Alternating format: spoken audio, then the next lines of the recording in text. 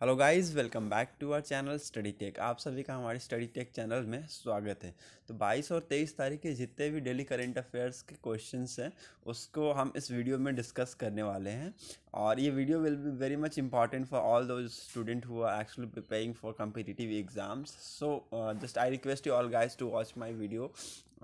ठीक है, पूरी वीडियो देखे, you will get lot of information from my video. Okay, so now let's start our video and move on to the question first. ठीक है, हम question के ऊपर बढ़ते हैं। So first question is what which organisation release a report title substantial urban cooking cooling handbook. Okay, आपको ये समझ में आ गया वो क्वेश्चन दैट कौन सी ऑर्गेनाइजेशन एक रिपोर्ट रिलीज करती है that is sustainable urban cooling handbook. Okay, options are as follows that is A UNEP, B FAO, C NITI Aayog, D NABARD.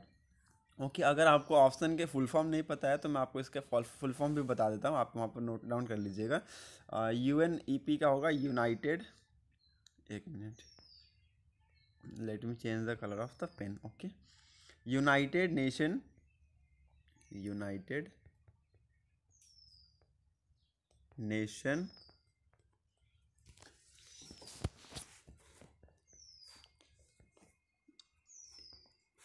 Environmental Programme. Okay, ये हो गया यूएनईपी का, United Nation Environmental Programme. Okay, और अभी FAO का मैं बता दूं आपको, एफएओ का होगा फूड एंड, एक मिनट में लिख ही देता हूँ, food and Agriculture organisation.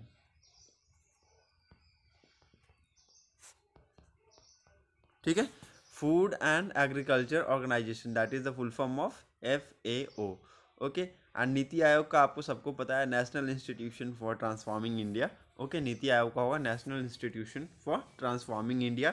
NABARD का बता देता हूँ आपको, नाबार्ड को लिख लीजिए, नाबार्ड का बहुत लोगों को पता नहीं होता है, that is National Bank for Agriculture and Rural Development. ठीक है, National Bank for Rural Development. So these all are the option in front of you guys. I request you all to attempt the question in comment section. Comment section में आप क्या कीजिए, attempt करने की question को जरूर try कीजिए। ठीक है, और उसका आंसर मुझे कमेंट सेक्शन में बताइएगा। ठीक है, आपको मैंने सबके फुल फॉर्म बता दिए, फुल फॉर्म जानना जरूरी है क्योंकि ये भी हमारा एक अलग सा पहलू बन जाता है। ठीक है, सो इसीलिए मैंने आपको एक फुल फॉर्म भी बता दिया। अब मैं सारे वीडियो में यही करूँगा कि जितने भी फुल फॉर्म से रिलेटेड क्वेश्चन आएंगे मैं आपको फुल फॉर्म भी बताता चला जाऊँगा। ठीक है, सो दैट आपका एक और यहीं पर चीज़ भी कंप्लीट होती जाएगी फुल फॉर्म की।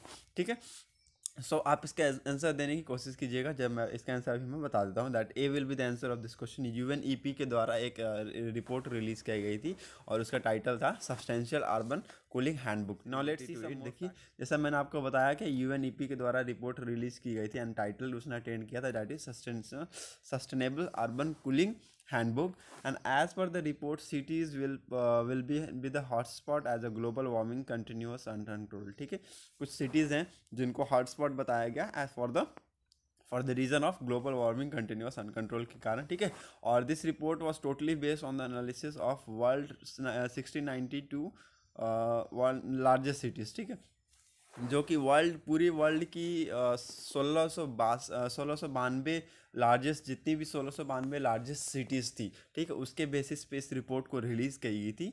और उस रिपोर्ट में यह बताया गया था कि कुछ ऐसी सिटीज़ हैं, कुछ ऐसी ग्लोबल सिटीज़ हैं जो ग्लोबल वार्मिंग में बहुत ज़्यादा, वो एक हॉटस्पॉट बन गई है ग्लोबल वार्मिंग में। ठीक है, सो ये रिपोर्ट बहुत इंपॉर्टेंट बन गया था क्योंकि अभी कार्बन एमिशंस ग्लोबल वार्मिंग को लेकर, नेचुरल इन्वायरमेंट्स को लेकर बहुत ज़्यादा अभी ये चीज़ें ये न्यूज़ में, इसलिए मैंने आपको ये क्वेश्चन बता दिया। ठीक है, so A will be the answer of this question. Now move on to the next question that is our second question. As of November 2021 how many countries are the part of powering past coal alliance. ठीक है, पीपीसीए, आप यहाँ पर एक और full form बन गया, पीपीसीए लिख लीजिए, पावरिंग पास्ट कोल अलायंस। ठीक है, पीपीसी नोट डाउन कर लीजिएगा आप लोग, जितने ही फुल फॉर्म में एक अलग से 5-10 पेज का एक अलग से नोटबुक ले लीजिए, उसमें फुल फॉर्म से लिखते रहिएगा आप लोग, ठीक है, क्योंकि मैं आपको बताता जाऊँगा, ठीक है।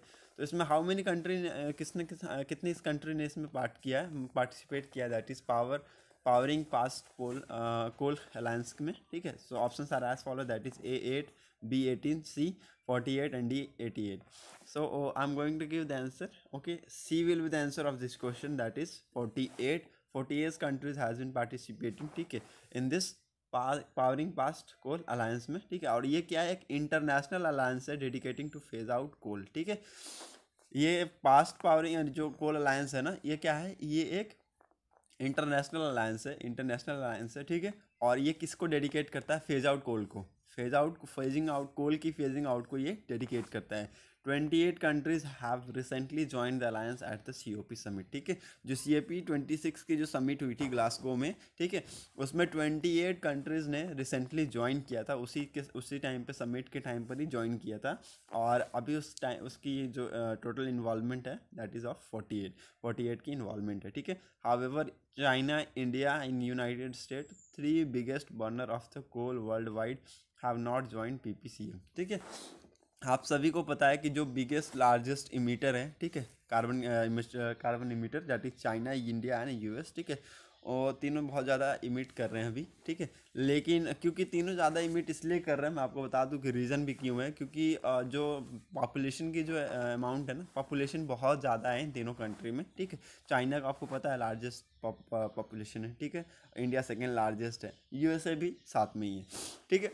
सो तीनों कंट्री में पॉपुलेशन ज़्यादा है, इसलिए लार्जेस्ट पॉल्यूटर भी हैं ये तीनों, ठीक है। तो कोई इशू नहीं है, हम लोग धीरे धीरे कर लेंगे, ठीक है। लेकिन उन्होंने क्या किया, बाकी सब कंट्री ने साइन किया था, लेकिन चाइना, इंडिया और US ने, जो ये तीनों मेजर कंट्रीज़ है, जो तीनों ने नहीं साइन किया PPCA को, ठीक है।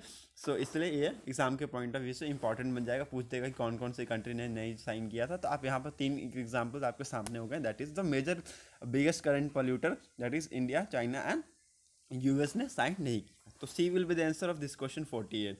Now move on to the next question, that is our third question.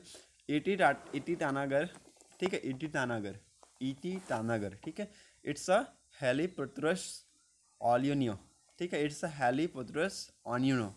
एक रिसेंट डिस्कवरीज स्पीसीज़ की एक रिसेंट डिस्कवरी की गई थी, जिसमें ET तानागर बताया गया था, ठीक है। ये कौन से स्पीसीज़ को डेडिकेट करता है, ठीक है। That options are as follow, that is A bird, B fish, C snake, D spider. Okay, so these are the option in front of you guys. I request you all to again and again to give the answer in comment section. Okay, so I'm going to give the answer that ये एक species है, किसकी, bird की species है, that is ET तानाजर, ठीक है। ये एक बर्ड की स्पीसीज है। Now let's see some more fact. A newly discovery species name ET tanager, that is, इसकी जो साइंटिफिक नेम है, ये साइंटिफिक नेम है इसकी हेलीट्रोपस ऑलिनो, ठीक है, हेलीट्रोपनस ऑलिनो, ठीक है, ये साइंटिफिक नेम है। और ET तानाजर इसको कॉमनली बोला जाता है। Belong to a large family of Thraupidae which include more than 370 song birds species, ठीक है। ये 370 सॉन्ग बर्ड स्पीसीज़ की स्पीसीज़ को इंक्लूड करके इसको बताया गया कि ये इसकी एक लार्ज फैमिली है, ठीक है। और ये पहली बात, ये नाम दिया गया ना, दैट इज़, पहली बात में आप कंफ्यूज मत होइएगा, ये एक साइंटिफिक नेम है और ये एक कॉमन नेम दिया गया है। और ये क्या है, ये एक बर्ड की स्पीसीज़ को बताया गया है, ठीक है। सो कंफ्यूज मत होइएगा, ठीक है। आप यहाँ पर कुछ और फैक्ट्स भी देख सकते हैं। The birds are restricted almost entirely to the American tropics. ये जानना होता है, ज़रूरी भी नहीं है, बट फिर भी आप थोड़ा बहुत पॉइंट ऑफ व्यू से आप देख सकते हैं, एग्जाम के पॉइंट ऑफ व्यू से एलोबरेट करने में आपको हेल्प करेगा। This particularly birds inhabit the Yungas and brilliance and Bolivia and Peru, ठीक है। So it's a second largest family of the birds with about 4% of all birds and 12% of neotropical birds, ठीक है। ये आप लिख लीजिएगा, ठीक है, कोई इशू नहीं है, आप इसको स्क्रीनशॉट भी ले सकते हैं, नो इशू, ठीक है। So the answer will be A.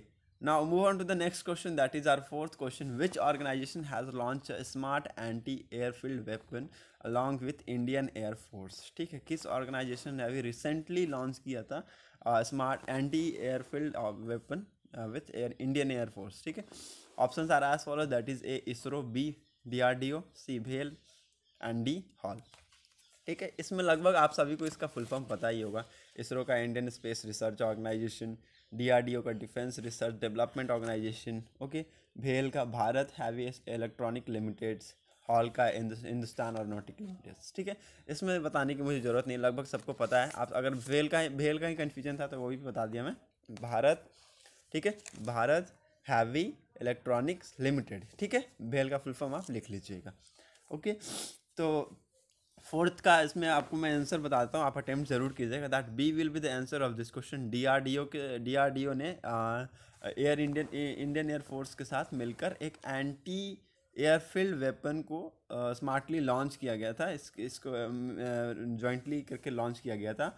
और ये 2 flight test indigenously develop and, ठीक है, ये इंडिजिनियसली इंडिया में ही ये डेवलप किया गया है। ठीक है, और the weapon was launch by Indian Air Force aircraft from Chandan range at Jaisalmer Rajasthan. ठीक है, राजस्थान के जैसलमेर से चंदन रेंज से इस वेपन को लॉन्च किया गया है फ्रॉम IAF, इंडियन एयरफोर्स के द्वारा। Okay, so it's very important and the system is design for a maximum range of 100 kilometre in both the test. Okay, और इसकी एक्यूरेसी को जितनी जितनी इसकी एक्यूरेसी फिट की गई थी, सेट की गई थी, उस एक्यूरेसी को इसने हिट कर लिया। जो टारगेट इसको रखा गया था उसको इसने हिट कर लिया। Okay, so it is very important कि किसके द्वारा ये एंटी एयरफील्ड वेपन बनाया गया, दैट इज DRDO के द्वारा along with Indian air force. Okay, now move on to the next question, that is our fifth question. Matalafi, Matalafi is a traditional plant which is found to rival ibuprofen and is seen in which country? Okay, मातालाफी एक क्या है, traditional plant है जो found होता है एक rival ibuprofen पे। ये कौन सी कंट्री में पाया जाता है? सिंपली क्वेश्चन का मतलब ये था कि ये कौन सी कंट्री में पाया जाता है। ठीक है, options are as follow, that is A Thailand, B Somalia, C Singapore, D China. ठीक है, उतना हार्ड क्वेश्चन नहीं है, बहुत अभी रिसेंटली ये न्यूज़ में था। तो आपको अगर रिसेंटली न्यूज़ देख रहे हैं तो ये आप क्वेश्चन को इजीली बता देंगे। ठीक है, ना मैं इसका आंसर बताता हूँ, आप अटेम्प्ट जरूर कीजिएगा in comment section. Okay, B will be the answer of this question, that is Samoa में, ये समोआ कंट्री है, वहाँ पर इसको पाया जाता है, दैट्स अ मातालाफी, वहाँ पर पाया जाता है। ठीक है, now let's see some more fact as per new research के हिसाब से plant Samoa country in oceanic. ठीक है, जो ये समोआ है ना, समोआ एक ऐसी कंट्री है जिसको ओशियनिक कंट्री बोला जाता है। ठीक है, कॉल्ड मातालाफी। ठीक है, कुड बी अ पोटेंट और आइबुप्रोफेन एज अ आइबुप्रोफेन। ठीक है, इसको लिख लीजिए आप एज इट इज़। ठीक है, एक समवंस प्लांट है, it's traditionally use to treat fever. ठीक है, body aches and ghost stickiness. ठीक है, ये जो समोआ प्लांट्स है ना, क्या क्या इससे क्या क्या एक्चुअली ठीक होता है वो आप लिख सकते हैं कि इससे लगभग फीवर ठीक हो जाती है, बॉडी एचेस ठीक हो जाते हैं, एंड घोस्ट की सिकनेस ठीक हो जाती है। As per the study conducted, it could rival ibuprofen and its anti-inflammatory properties. ठीक है, it's could rival ibuprofen for its anti-inflammatory properties को ये क्या करता है, स्टडी करता है और इसको रिलीज करता है। ठीक है, सो इट्स वेरी इंपॉर्टेंट कि ये कहाँ पर है, मातालाफी समोआ में है। और ये क्या करता है, ये ट्रीटमेंट में काम आता है। कौन कौन से ट्रीटमेंट में? Fever, body aches, ghost sickness के ट्रीटमेंट में ये काम आता है। ठीक है, that's why it's very important. So Matalafi कहाँ है? समोआ में। समोआ एक क्या है, कंट्री ऑफ ओशियनिक कंट्री है। ठीक है, so now move on to the next question, that is our sixth question. So which country has launched a ship named after a gay right activist Harvey Milk? ठीक है, किस country ने अब ये launch किया है ship named after a gay right activist Harvey Milk? Example options are as follow, that is Russia, USA, Germany, Norway. ठीक है, these options are very confusing because duty in day to day बहुत सारी countries अभी बहुत सारी चीज़ें launch कर रहे हैं। ठीक है, तो आप उसमें कंफ्यूज मत होइएगा। आप इसका आंसर अगर नहीं जानते तो मैं बता देता हूँ, वैसे आप जान रहे हैं, अगर जानते हैं तो कमेंट सेक्शन में इसका आंसर जरूर लिखिएगा। ठीक है, B will with answer, that is USA के द्वारा ये शिप को लॉन्च किया गया था। ठीक है, now let's see some more fact. USA navy has launched ship named after a gay right activist who has forced to resign from the service because of their his sexuality in 1950s। ठीक है, ये USA के navy के द्वारा इस ship को launch किया गया था, जो कि गे था। ठीक है, और इनको क्या कर दिया गया था, इनको रिज़ाइन करने के लिए इनको फोर्स किया गया था because of his sexuality in 1950s में इनको रिज़ाइन करने के लिए फोर्स किया गया था। ठीक है, ये कहाँ थे, यूएस की नेवी में थे ये। ठीक है, and this USNS Harvey Milk was launch in San Diego. ठीक है, ये सैंडिगो से इसको लॉन्च किया गया था। ठीक है, इसको सैंडिगो से लॉन्च किया गया था। ठीक है, इट्स वेरी इंपॉर्टेंट गाइस, लिख लीजिएगा कि ये कहाँ के थे, पहले यूएस नेवी से थे और इनको फोर्सफुली रिजाइन करने के लिए बताया गया था from his service because of his sexuality in 1950। Okay, so it's very important question guys, ये कहाँ के थे, Harvey milk, that is from US navy. Okay, so now move on to the next question, that is our 7th question. Which Indian state UT launched emergency measures of spraying water using anti-smoke water tanks to reduce air pollution? ठीक है, बहुत important question guys, because अभी हर जगह air pollution को लेकर चर्चा चल रही है। ठीक है, बहुत ज़्यादा एयर पॉल्यूशन देखने को मिल रहा है, तो आप लोग भी सेफ रहिएगा। ठीक है, और हेल्थ को लेकर थोड़ा सा ज़्यादा उसमें हेल्थ को लेकर ज़्यादा वो लापरवाही मत बरतिएगा। ठीक है, तो ज़्यादा प्रिवेंशन पे फोकस कीजिएगा। ठीक है, सो मैं आपको इसका आंसर ऑप्शन बता दूं, that is options are as follows, that Mumbai, B Delhi, C Ranchi and D Raipur. Okay, so these option are very confusing. अगर आपको थोड़ा सा भी इसका नॉलेज होगा तो आप आंसर बता पाएंगे। ठीक है, क्योंकि जहाँ ज़्यादा पॉल्यूशन है भाई, वहीं पर इसको लॉन्च कर सकते हैं। ठीक है, तो पॉल्यूशन जहाँ ज़्यादा है, जहाँ कहाँ, दिल्ली में। अब ये दिल्ली वाले को, जब दिल्ली वाले वीडियो देखेंगे वो बोलेंगे भाई ऐसे कैसे बोल दिया।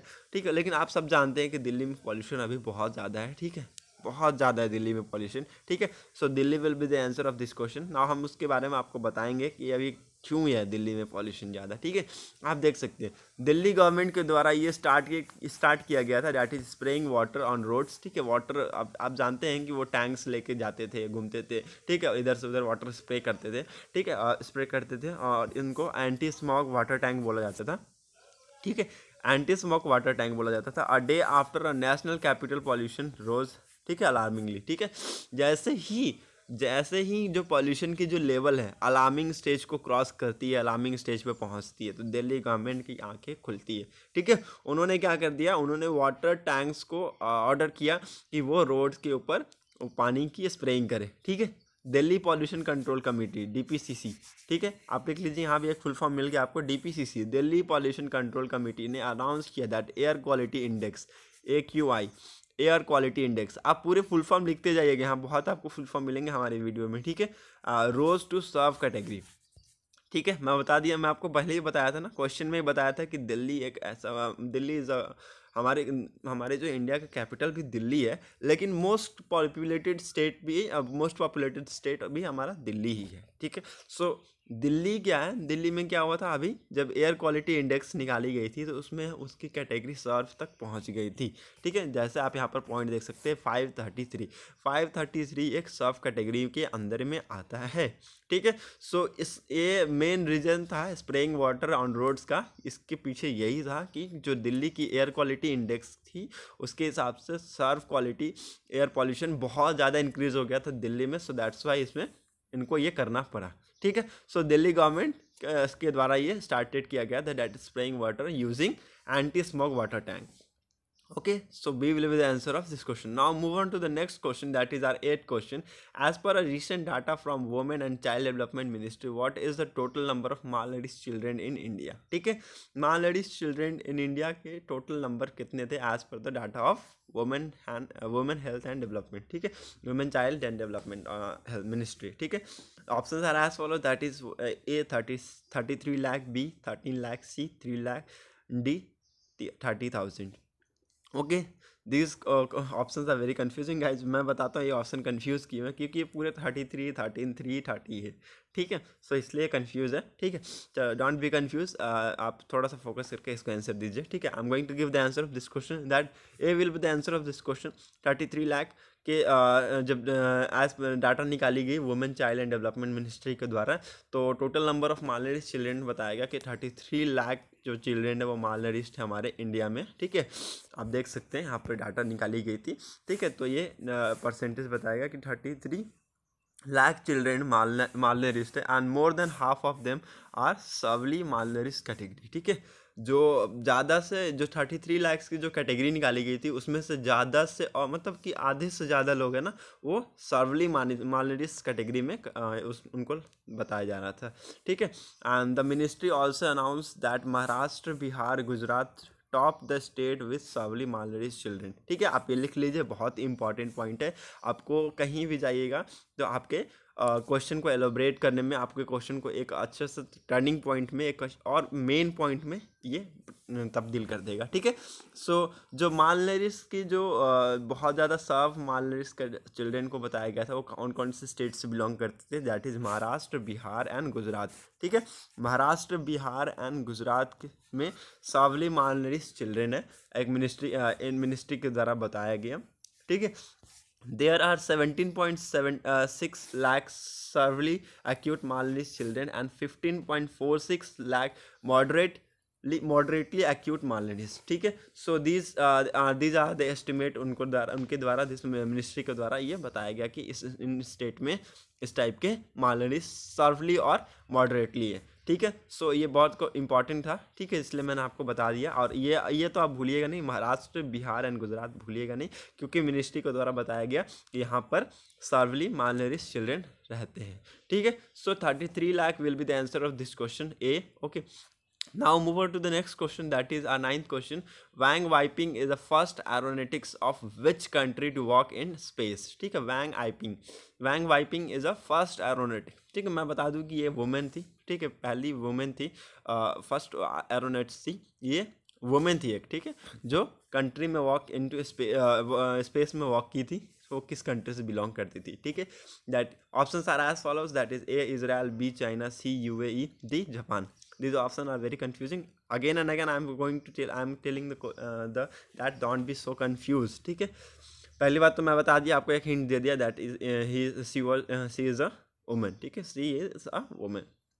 ठीक है, सो मैं आपको इसका आंसर ही बता ही देता हूँ। ठीक है, B will be the answer of this question. Chinese women थी वो, जो कि फर्स्ट एरोनॉट्स बनी टू वॉक इन स्पेस में वॉक। ठीक है, देखिए स्पेस में वो टहल कर आई। ठीक है, and as her team completed a 6 hour sting outside the Tiangong space station. ठीक है, तियांगजोंग स्पेस स्टेशन के बाहर उन्होंने 6 घंटे बिताए, 6 घंटे कंप्लीट किए।